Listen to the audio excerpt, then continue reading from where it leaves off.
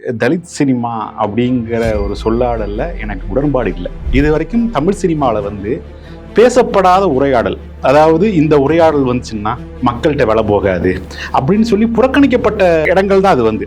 நீங்கள் முன்னாடி காலத்தில் ஒரு ப்ராப்பராக ஒரு சாதிய உரையாடலை பற்றி பேசுகிற படங்களை நீங்கள் பார்த்துருக்கவே முடியாது. ஒரு குடும்பத்துகளுக்குள்ள சொல்ல முடியாத ஒரு மனமாற்றத்தை ஒரு படைப்பு உருவாக்குதுல உங்களுக்கு இங்கே. கண்டிப்பாக. அப்போ எத்தனை புத்தகங்களை பார்த்து படிச்சு கற்றுக்குருவாங்க சாதி கிடையாதுன்னு. கண்டிப்பாக. ஆனால் ஒரு 2 மணி நேர படைப்பு சாதி தப்புன்னு சொல்லுது.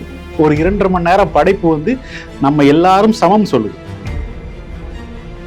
ஹெல்த்தி கம்யூனிட்டியை உருவாக்குறதுல மாரி செல்வராஜும் ரஞ்சித்தும் உறுதியா இருக்காங்க.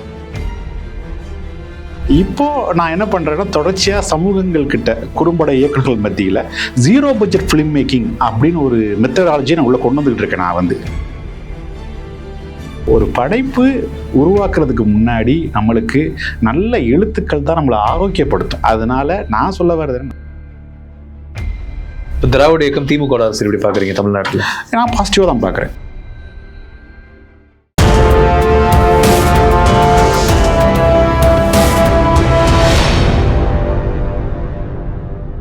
வணக்கம் வினோத் சார். தலித்துகள் சினிமாவில் அவங்க நிலை என்ன? இன்னைக்கு ரஞ்சித் இருக்கிறாங்க, மாரி செல்வராஜ் இருக்காங்க, நிறைய திரைப்படங்கள் எடுக்கிறாங்க, பார்க்குறோம். நம்ம காலாவா இருக்கலாம், கபாலியா இருக்கலாம், எவ்வளோ படங்கள் வருது. பரியேறும் பெருமாள் நிறைய பார்க்குறோம். ஜெய்பி மறைக்கி பார்க்குறோம். சூர்யா ஜோதியா கூட எடுத்துருக்காங்க, ப்ரொடியூஸ் பண்ணி எடுத்துருக்காங்க, படம் எடுத்துருக்காங்க. அப்போ இன்னைக்கு தலித்துகள் சினிமாவில் எப்படி இருக்கிறாங்க? அதுக்கடுத்து இன்னொரு விஷயம் எப்படி சொல்றதுன்னா, உண்மையிலே சினிமாவில் இன்னைக்கு பார்த்தீங்கன்னா, இன்னைக்கு கவுண்டம்பாளையம் ரஞ்சித் எடுக்கிறாப்புல ஒரு ஜாதியை இப்போ காடு வெட்டின்னு ஒரு படம் வருது. மோகன்ஜி பல கருத்துக்களை பதிவு பண்றாரு. திரௌபதி படத்துல நிறைய கருத்துக்களை பதிவு பண்ணிட்டு இருக்காரு. அப்ப இது ஆன்டி தலித் ஒரு மைண்ட் செட்டை கிரியேட் பண்ற மாதிரியும், ஒரு விதமான என்ன சொன்னா, ஒரு ஜாதியை தூக்கி பிடிக்கிற மாதிரியும், மதவெறியை தூக்கி பிடிக்கிற மாதிரி இருக்குது. அப்படிதான் இருக்குது நிலை, அப்படிதான் இருக்குது. இப்ப தலித்துகள் சினிமாவில் அவங்க அடைந்த சாதனை என்ன? இப்ப நீங்களும் பாத்தீங்கன்னா ஒரு ஒடுக்கப்பட்ட சமுதாயத்துல வந்திருக்கிறவர் தான். நீங்க ரொம்ப சாமானிய நிலையில தான் வந்திருக்கிறீங்க. நீங்க இப்போ நீங்கள் ஆனால் நிறைய சாதனை, தேசிய லெவலில் நிறைய விருதுகள் வாங்கியிருக்கீங்க, சர்வதேச லெவலில் நிறைய விருதுகள் வாங்கியிருக்கீங்க. இந்திரன் ராணி படத்துக்கு இன்னும் நிறைய படைப்புகள் உருவாக்கியிருக்கீங்க. இப்போ நீங்கள் கடந்து வந்த பாதை, உங்கள் அனுபவங்கள், அதை பற்றி பகிர்ந்து எங்கள் சொல்லுங்கள். இந்த விஷயத்தில் முதல்ல தலித் சினிமா அப்படிங்கிற ஒரு சொல்லாடலில் எனக்கு உடன்பாடு இல்லை. ஏன் தலித் சினிமாங்கிற சொல்லாடலில் உடன்பாடு இல்லை அப்படின்னு கேட்குறீங்க அப்படின்னா, ஒரு சினிமா எந்த ஒரு ஃபிலிம் மேக்கருமே, இப்போ எந்த ஒரு ஃபிலிம் மேக்கரும் வந்தாங்கன்னா அவங்களோட நில சார்ந்த ஒரு படத்தை இறக்குறாங்க. இப்போது எனக்கு பார்த்தீங்கன்னா, எனக்கு டைரக்டர் முத்தையாவோட படங்கள்லாம் ரொம்ப பிடிக்கும். இன்னும் சொல்ல போனால் அவரோட ரசிகன் கூட நான் சொல்லலாம் வச்சுக்கோங்களேன். எனக்கு அவர் படம் ரொம்ப பிடிக்கும். அப்படி இருக்கும்போது நான் சொல்ல விரும்புகிறது என்னென்னா, இப்போ மாரி செல்வராஜோ இல்லாட்டி இயக்குனர் ரஞ்சித்தோ இவங்க எல்லாம் வராங்கன்னா அந்த லேண்ட்ஸ்கேப்பில் உள்ள ஒரு பிரச்சனை, ஒரு முக்கிய உரையாடலை எடுக்கிறாங்க. இது வரைக்கும் தமிழ் சினிமாவில் பேசப்படாத உரையாடல், அதாவது இந்த உரையாடல் வந்துச்சுன்னா மக்கள்கிட்ட விலை போகாது அப்படின்னு சொல்லி புறக்கணிக்கப்பட்ட இடங்கள் தான் அது. நீங்கள் முன்னாடி காலத்தில் ஒரு ப்ராப்பராக ஒரு சாதிய உரையாடலை பற்றி பேசுகிற படங்களை நீங்கள் பார்த்துருக்கவே முடியாது. கண்டிப்பா. அப்ப அந்த வாழை வர அந்த எல்லாமே இந்த உரையாடல் தான். ஆமா, உங்களுக்கு இங்க இந்த உரையாடல் இருக்குல்ல, இங்க உரையாடல் அப்படிங்கிறது தான் முக்கியம். ஒரு சினிமா என்ன செய்யணும், ஒரு ஆரோக்கியமான ஒரு சினிமா, நீங்க உலகத்தரமா இந்த சினிமாக்கள்லாம் பார்த்து வந்தீங்க அப்படின்னா உரையாடல்கள் நல்லா நிகழ்த்திக்கிட்டே இருப்பாங்க. அது இந்த சமூகம் சமூக சுழற்சி இருக்குல்ல, அதுக்கு அது உதவி செய்யுது. எத்தனை நாளைக்கு நீங்க இந்த ஒடுக்கப்பட்ட மக்களோட வழிகளை கேட்காமலே இருப்பீங்க? நான் வழிகள்னா ஒரு நாட் ஓன்லி பெயினை மட்டும் நான் சொல்ல வரல, இவங்களுக்கான ஒரு திரையை அனுபவிக்கக்கூடிய, இவங்களுக்கான ஒரு என்ஜாய்மெண்ட்டை கொடுக்காம நீங்க எத்தனை நாள் அவங்களை தவிர்த்திட முடியும்? உங்களுக்கு அப்போ அவங்களுக்கு அந்த என்ஜாய்மெண்ட் கொடுக்கக்கூடிய கால சூழல் இது. அப்போது என்னன்னா, நான் இது ஒரு சினிமா தான், இல்லை தலித் சினிமாவே கிடையாது. தலித் சினிமாங்கிற சொல்லாடலை நான் முற்றிலும் மறுக்கிறேன். ஆனால் அந்தந்த இடத்துல இருந்து வரும்போது, இப்போ டைரக்டர் மாரி செல்வராஜ் ஒரு இடத்துல இருந்து வராரு, அவர் அனுபவிச்ச விஷயங்கள் இருக்குல்ல, அவர் இன்னைக்கு இந்த இடத்துல ஸ்டாண்ட் ஆகிற வரைக்கும், இப்போ நான் எனக்கு ஒடுக்குமுறை இருக்குதா அப்படின்னு கேட்டிங்கன்னா, எனக்கு அந்த அளவுக்கு இவரோட அளவுக்குலாம் எனக்கு சுத்தமாக கிடையாதுன்னு வச்சுக்கோங்களேன். ஆனால் அந்த இடத்துக்கு மாரி செல்வராஜ் வர்றதுக்கு ஆன ஸ்டெப்ஸ் இருக்குல்ல, மிக கடினமானது. அதை நாம் ஒத்துக்கிட்டு தான் ஆகணும். அப்போ அதை அவர் ரிப்ளிகேட் பண்ணுறாரு. அப்போது இதை இவங்க வந்ததுக்கு அப்புறம் தான் சினிமா மாறுது. சினிமா அந்த உரையாடலாம் ரொம்ப ரொம்ப ஒரு ஒரு ஒரு படித்த இப்போ இருக்கக்கூடிய 2K கிட்ஸ்லாம் கேட்டு பார்த்தீங்கன்னா, அது ஒரு சலிப்பான ஒரு உரையாடல். அது இவங்க சினிமாவை வந்து நெக்ஸ்ட் செக்ஷனுக்கு எடுத்துட்டு போறாங்க. நெக்ஸ்ட் செக்ஷன்னா இன்னைக்கு நீங்க பாருங்க, எந்த சினிமால, எந்த தமிழ், எந்த உலக சினிமாக்கள்ல சமூக முரணை பற்றி கேள்வி எழுப்பாம இருந்திருக்காங்க? எல்லா சினிமாக்களையும் சமூக முரணை பத்தி கேள்வி எழுப்பிக்கிட்டு தான் இருப்பாங்க.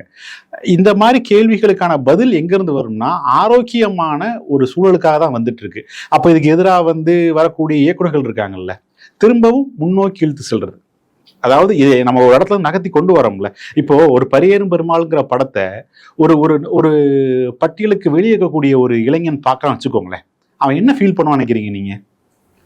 நம்ம இப்படி செய்யக்கூடாது நினைப்பான். கண்டிப்பா கண்டிப்பா. அது ஒரு நல்ல செய்தி தான் கொடுக்குது அந்த படங்கள்.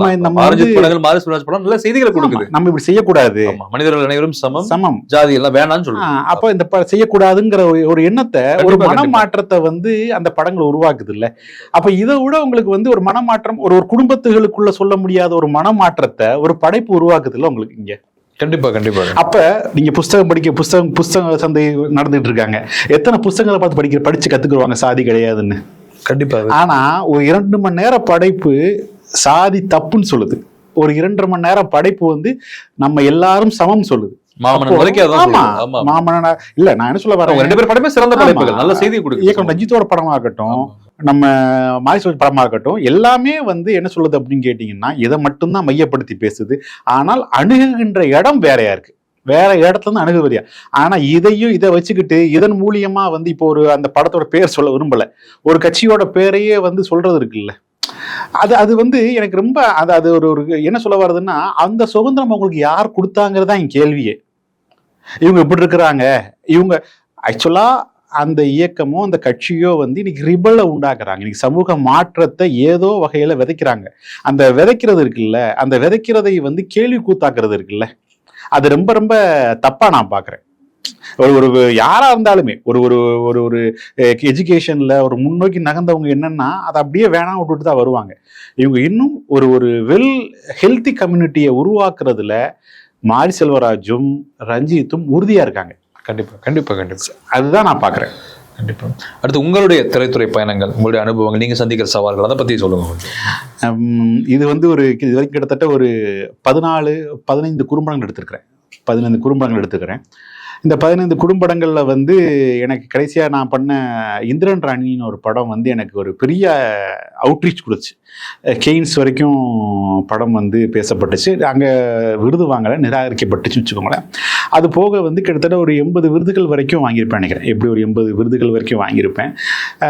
அது போக வந்து போன டிசம்பர் 2023 வந்து எனக்கு தேசிய விருது கொடுத்தாங்க, பாரத் பூஷன் அப்படிங்கிற. அதாவது எல்லா குறும்படங்களையும் பார்த்துட்டு, எல்லா குறும்படங்களையும் ஆர்கனைஸ் பண்ணிட்டு, இது நேஷன் பில்டிங்க்கு ரொம்ப உதவியா, தேச ஒற்றுமைக்கு ரொம்ப உதவியா இருக்குன்னு சொல்லிட்டு Baba Sahib doctor BR Ambedkar Bharat Bhushan award வந்து எனக்கு ப்ரொவைட் பண்ணாங்க. இந்த டிராவலுக்குள்ள வந்து நான் கிட்டத்தட்ட ஒரு பெரிய டிராவல் தான். ஒரு 14 படங்கள் அப்படிங்கிறது ஒரு பெரிய டிராவலாக தான் இருக்கும். இப்போ நான் என்ன பண்றேன்னா, தொடர்ச்சியா சமூகங்கள் கிட்ட குறும்பட இயக்குநர்கள் மத்தியில் ஜீரோ பட்ஜெட் ஃபிலிம் மேக்கிங் அப்படின்னு ஒரு மெத்தடாலஜி நான் உள்ள கொண்டு வந்துகிட்டு இருக்கேன். நான் வந்து ஒரு ஃபிலிம் மேக் பண்றதுக்கு வந்து நம்ம ஒரு டைரக்டர் ஒரு நல்லா இருந்தாலே ஒரு போதுமான விஷயம். அதை விட்டுட்டு நம்ம வந்து அதுக்கு பணம் தேவையில்லை, செலவு தேவையில்லை. ஃபர்ஸ்ட் ஒரு படத்தை உருவாக்கணும். படத்தை உருவாக்குறதுக்கு மொபைலே போதுங்கிறதுனால ஜீரோ பட்ஜெட்ன்ற கண்டென்ட் நான் வந்து இப்போ வெளியே ப்ரொவைட் பண்ணிக்கிட்டு இருக்கேன். ஸோ இந்த 14 படங்கள் உருவாக்குறதுக்கு பின்னாடியும் சிரமங்கள் இருக்குது. நடுவில் போய் நிறைய தயாரிப்பாளரையும் பார்க்குறேன். அந்த தயாரிப்பாளர்கள் யாருமே வந்து பார்த்த தயாரிப்பாளர் வரைக்கும் ப்ராக்ரஸாக இயங்குற மாதிரி அவங்ககிட்ட பெரிய விஷன்ஸ் இல்லை. ஒருவேளை நான் போய் தப்பான தயாரிப்பாளர் அணுகிறேனான்னு தெரியல. இது வரைக்கும் நான் அணுகின தயாரிப்பாளருக்கு முன்னாடி நான் வரைக்கும் கிட்டத்தட்ட ஒரு 10 தயாரிப்பாளரை பார்த்து வச்சுக்கோங்களேன். அவங்கெல்லாம் வந்து அவங்களோட சினிமா பற்றின ஆசை இருக்கு அவங்களுக்கு ஒழிய, ஆனால் அது வந்து அவங்க அதை எப்படி அவங்க அவுட் சோர்ஸ் பண்ணணும், எப்படி பண்ணணுங்கிற ஒரு பெரிய ஒரு நிலைப்பாடு அவங்ககிட்ட இல்லை. ஸோ இன்னும் சினிமா பண்ணுற ப்ராக்ரஸ் போயிட்டு இருக்கு. தமிழ் சமூக இளைஞர்களுக்கு, ஒடுக்கப்பட்ட தாழ்த்தப்பட்ட ஏழை எளிய நலிந்த விளிம்புநிலை மக்கள், பிற்படுத்தப்பட்ட சமுதாய இளைஞர்களுக்கு, அடுத்து திரைத்துறை நோக்கி நகர்ந்து வரக்கூடிய இளைஞர்கள், பெண்கள் ஆண்கள் எல்லாருக்கும் தான், இவர்களுக்கு நீங்க சொல்ற செய்தி என்ன? மக்களுக்கு சொல்லக்கூடிய செய்தி என்ன? உங்களுடைய அனுபவம் இப்போ வந்து தலித் அரசியலா இருக்கலாம், தலித் சினிமாவா இருக்கலாம், அம்பேத்கரை கருத்தியா இருக்கும், உங்க அப்பா மலைச்சாமியோட வாழ்க்கையில இருந்து நீங்க எடுத்துக்கொண்டதா இருக்கலாம். இன்னைக்கு நீங்க இவ்வளவு தூரம் கடந்து வந்து இன்னைக்கு வந்து இவ்வளவு விஷயம் செஞ்சிருக்கிறீங்க. இதெல்லாத்தையும் பார்க்கும்போது வந்து இது வந்து என்ன சொல்றதுன்னா வந்து நீங்க கொடுக்கக்கூடிய செய்தி என்ன, இவர்களுக்கு சொல்ல வேண்டிய செய்தி நீங்க என்ன நினைக்கிறீங்க? குறும்பட இயக்குநர்களுக்கும் அடுத்து வரக்கூடிய திரைப்பட இயக்குநர்களுக்கு எல்லாத்துக்குமே நம்ம சொல்ல வர்றது என்னன்னா, தமிழ் சமூகத்துல வந்து இலக்கியங்கள் கொட்டி கிடக்குது.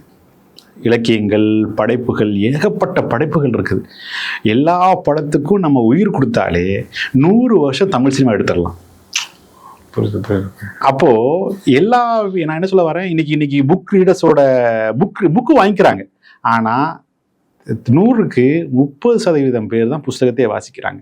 ஒரே நாள்ல புஸ்தகம் 2-3 புஸ்தகம் வாசிக்கக்கூடிய நபர்களோட லெவல் இன்க்ரீஸ் ஆயிருக்குது. புஸ்தகத்துல வீட்டில் போய் வாங்கி வச்சு ஒரு பக்கம் கூட திறந்து பார்க்காத புஸ்தக வாசிப்பாளரோட எண்ணிக்கையும் அதிகமா இருக்கு. இப்போ புஸ்தகம்ங்கிறது வந்து கமர்ஷியல் வேல்யூ ஆடிங் மாதிரி இப்போ வீட்டில் எல்லாமே இருக்கணுங்கிற மாதிரி ஆயிடுச்சு. அப்போ ஒரு படைப்பு உருவாக்குறதுக்கு முன்னாடி நம்மளுக்கு நல்ல எழுத்துக்கள் தான் நம்மளை ஆரோக்கியப்படுத்தும். அதனால நான் சொல்ல வர்றது நிறைய கதைகளை படிங்க. கதைகள் படிக்கிறத விட நிறைய எழுதி பழகுங்க. நான் சொல்றதை தான், நிறைய எழுத ஆரம்பிச்சிட்டாலே ஆட்டோமேட்டிக்காக வந்து நம்ம ஒரு நல்ல படைப்பாளியை உருவாக்கிடலாம். இன்னைக்கெல்லாம் வந்து கடைசி விவசாயி இதெல்லாம் இந்த மாதிரியான படங்களுக்கெல்லாம் என்ன சொல்ல வருது, அதெல்லாம் வந்து எந்த ஒரு சூழல் வந்து யோசிக்கிறாங்க அப்படிங்கிறது தான். கொட்டுக்காளியாக இருக்கட்டும், அப்புறம் அவரோட வினோத்ராஜோட 2 படங்களுமே ஆகட்டும், உண்மையிலேயே அது வந்து ஒரு பெரிய சேஞ்ச் உருவாக்குது. சமூகத்தில் ஒரு பெரிய மாற்றத்தை உருவாக்குன்னா நல்ல படைப்பாளிகளாக மட்டும் இருக்கிறது இல்லை, நல்ல வாசிப்பு அனுபவம் கொண்டவங்களாக இருக்காங்க. நல்ல வாசிப்போ நல்ல நூலே வந்து இங்கே சமூகத்தில் பெரிய மாற்றத்தை உண்டாக்குறதுனால நல்ல நூட்களை படிக்கணும். இன்னொன்று எழுத ஆரம்பிக்கணும். நிறைய பேர் இப்போ எழுதுறதே இல்லை. இப்போ நிறைய ஷார்ட் ஃபிலிம் மேக்கர்ஸ்லாம் பார்த்தீங்க அப்படின்னா யாருமே பேப்பரில் ஷார்ட் ஃபிலிம் சீனே எழுதுறது இல்லை. எல்லாம் தலைதான் வச்சுருக்காங்க வெளியே. யாருமே வந்து எழுத முற்படுறது இல்லை. ஸோ எழுத ஆரம்பித்தாங்கன்னா இன்னும் படைப்புகள் நிறைய அதிகரிக்கும். அதே மாதிரி அவ்வளவு எளிமையாக ஷார்ட் ஃபிலிம் ஃபியூச்சர் ஃபிலிம் மேக்கர்ஸோ ஷார்ட் ஃபிலிம் புதுசாக வர ஃபிலிம் மேக்கர்ஸ் யாரும் மற்றவங்களுக்கு கொள்கைகளுக்கு அடிபணிஞ்சிடக்கூடாது. எந்த கொள்கை சரியான கொள்கையோ, நம்மளோட தமிழ் மண்ணோட கொள்கை வந்து சமூக நீதி கொள்கை தான். அதை மட்டும் உள்வாங்கி சரியாக வெளிப்படுத்தினாலே சினிமா நல்லா இருக்குங்கிறத என்னோட நோக்கம். இப்போ தேசிய லெவலில் பாஜக, RSS, சங் பரிவார் அமைப்புடைய அரசியல், தமிழக அளவில் வந்து திமுக, திராவிட இயக்கத்துடைய இந்தியா கூட்டணி ஆட்சி தான் நடந்துட்டு இருக்குது. அது அரசியல். இந்த அரசியல் எப்படி நகர்ந்துட்டு இருக்குது, தலித்துகள் நோக்கி எப்படி நகருது, மற்ற எல்லா சமுதாயத்தை நோக்கி எப்படி நகருது, இதை பற்றி உங்களுக்கு கருத்து என்ன? ப்ரெசன்ட் சினாரியோவில் கான்டெம்பரரியாக நம்ம இந்த அரசியலை பார்க்கும்போது, இதுக்கு முந்தின ஆட்சி இருந்துச்சுல்ல, அது வந்து ரொம்ப ஒரு மாதிரியா ஒரு ஒடுக்குமுறைக்கு உட்பட்ட ஒரு ஆட்சியாக தான் நான் பார்த்தேன். ஏன் அப்படின்னா என்னெல்லாமோ நடந்துக்கிட்டு இருக்கும். மோடியுடைய 10 வருஷம் ஆட்சியை சொல்றீங்க, என்னெல்லாமும் நடந்துகிட்டு இருக்கும். நம்மளுக்கு வந்து அதாவது திடீர்னு ஒரு ஆக்ட் ஒன்று இம்ப்ளிமெண்ட் ஆகும், என்ன ஆகுது ஏதாகுதுன்னு தெரியல. திடீர்னு நேற்று வரைக்கும் நண்பர்களாக இருக்க இஸ்லாம்லாம் திடீர்னு பேசுறாங்க, இங்க நாட்டோட துரத்திடுவாங்கன்னு பேசுறாங்க. ஆனா இப்ப ஆட்சி அதிகாரத்தை அப்படிலாம் எதுவும் செய்ய முடியாது.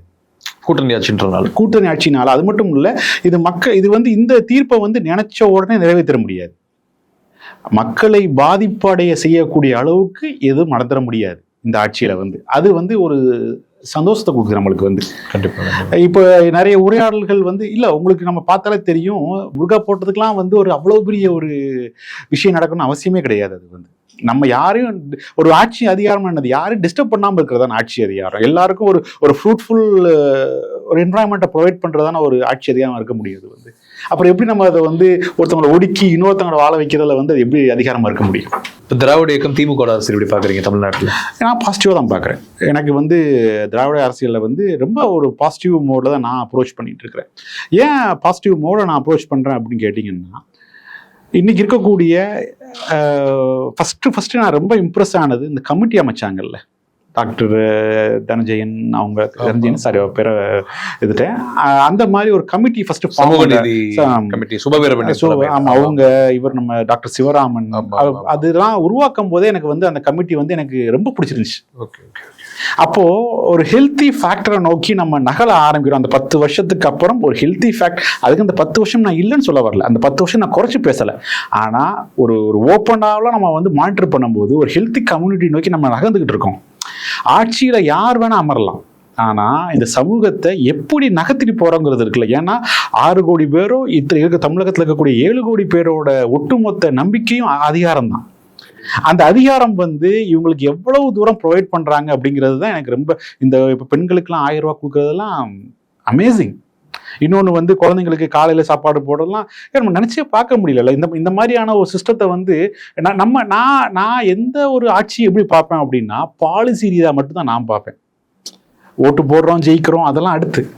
ஆனா ஒரு பாலிசியை வந்து, ஏன்னா இங்க பாலிசி நினைச்சா சமூகத்துல எந்த மாற்றத்தை வேணா கொண்டு வர முடியும். கண்டிப்பா கண்டிப்பா அப்படித்தான் நான் பாக்குறேன். ஸோ எனக்கு இந்த ஆட்சியிலையும் திராவிட பாலிடிக்ஸ் மாதிரி ஒரு நல்ல ஒரு அபிப்பிராயம் உண்டு எனக்கு வந்து. கண்டிப்பா. ரொம்ப நன்றி உங்களுடைய நேரத்துக்கு. மிக்க நன்றி. வாழ்த்துக்கள் உங்களுடைய எதிர்கால பணிகள் அனைத்துக்கும் நன்றி.